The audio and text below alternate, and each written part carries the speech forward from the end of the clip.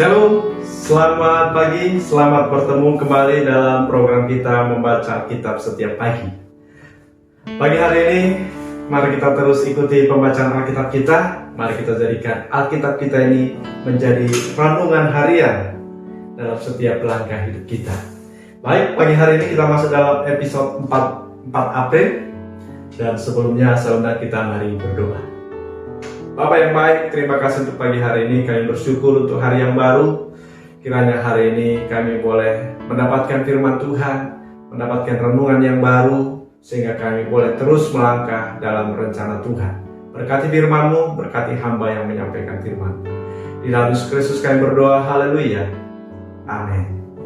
Tema kita pagi hari ini, mengendalikan diri. Mengendalikan diri. Saya bacakan dari kitab Hakim-Hakim pasal yang ke-14 ayat 1 sampai ayat yang ke-3. Simson pergi ke Timna dan di situ ia melihat seorang gadis Filistin. Ia pulang dan memberitahukan kepada ayahnya dan ibunya, di Timna aku melihat seorang gadis Filistin, tolong ambillah dia menjadi istriku. Tetapi ayah dan ibunya berkata kepadanya, tidak adakah di antara anak-anak perempuan sanak saudaramu atau di antara seluruh bangsa kita seorang perempuan, sehingga engkau pergi mengambil istri dari orang Filistin, orang yang tidak bersunat itu? Tetapi jawab Simson kepada ayahnya, ambillah dia bagiku sebab dia kusukai. Alkitab mengatakan di ayat yang di pasal 13 ayat yang ke-7 bahwa Simson dari kandungan sampai hari matinya adalah najir Allah. Sehingga Simson ini menjadi orang yang istimewa. Simson ini menjadi orang yang khusus di hadapan Tuhan. Sebagai najir Allah, dia tidak boleh minum minuman yang memabukkan. Dia tidak boleh memotong rambutnya. Dia tidak boleh menyentuh mayat, sekalipun itu orang dekatnya, apakah itu mayat binatang, tidak boleh. Karena itu syarat mutlak bagi seorang najir Allah.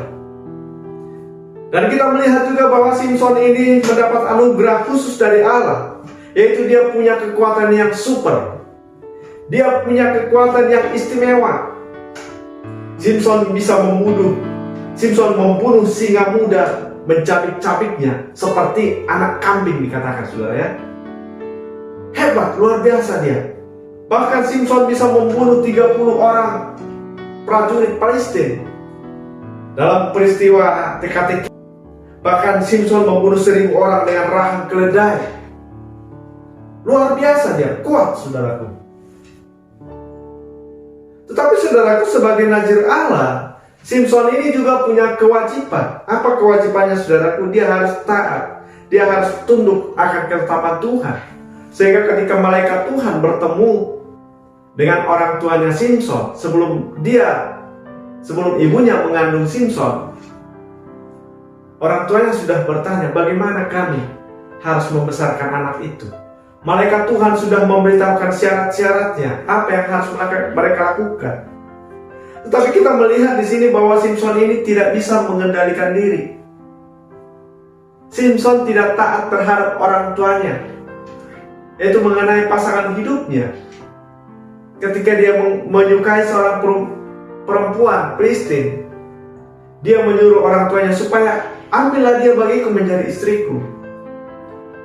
Tetapi ayah dan ibunya berkata kepadanya, tidak adakah di antara anak-anak perempuan sanak saudaramu atau seluruh bangsa kita, sehingga engkau mengambil perempuan dari orang yang tidak bersunat itu? Kenapa orang tuanya protes? Kenapa orang tuanya tidak setuju? Karena orang tuanya tahu harus seperti apa seorang najir Allah itu. Harus seperti apa seorang najir. Karena orang tuanya juga punya tanggung jawab. Karena memang mereka ditugaskan oleh Tuhan lewat malaikat Tuhan untuk menjaga Simson.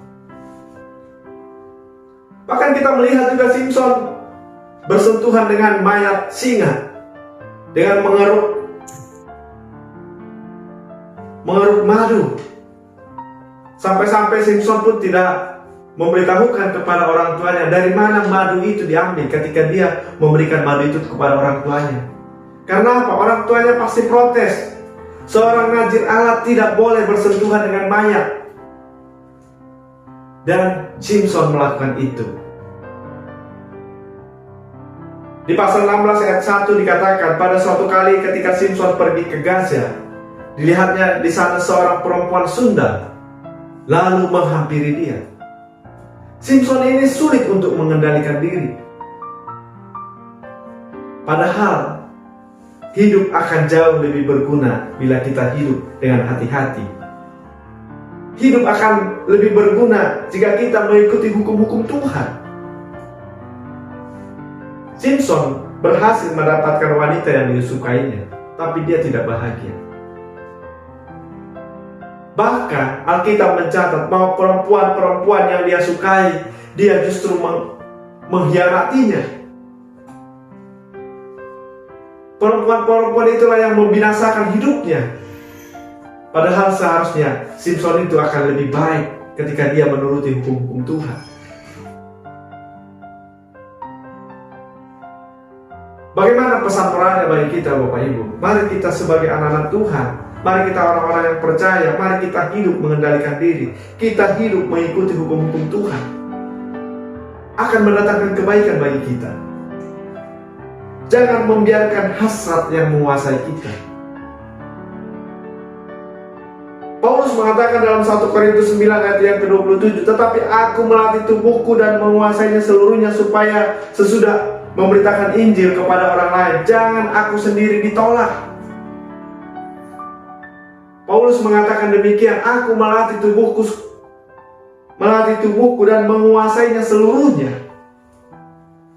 Kekuatan istimewa yang dianugerahkan Tuhan kepada Simpson harusnya digunakan untuk kepentingan pekerjaan Tuhan, untuk memenuhi rencana Tuhan. Tetapi Simpson gunakan untuk kepentingan pribadinya, untuk memuaskan hasratnya, sehingga hari matinya pun sangat tragis. Walaupun Simpson mendapatkan pertolongan Tuhan sebagai Nazir Allah, tapi seharusnya dia akan bisa lebih baik ketika dia tidak mengikuti hasratnya, tetapi dia mengikuti keinginan Tuhan, mengikuti rancangan Tuhan.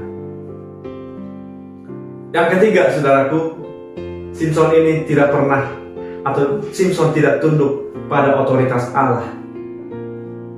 Tidak mau mendengar nasihat orang tuanya. Orang tua sebagai otoritas Allah terhadap Simpson, untuk mengarahkan Simpson bagaimana dia berjalan dalam rancangan Tuhan. Orang tuanya tentunya sudah menyampaikan maksud Allah terhadap Simpson, tetapi Simpson tidak mau tunduk. Simpson tidak mau tunduk atas otoritas Allah. Dan mari kita anak-anak Tuhan, mari kita orang-orang yang percaya, mari kita tunduk terhadap otoritas Allah.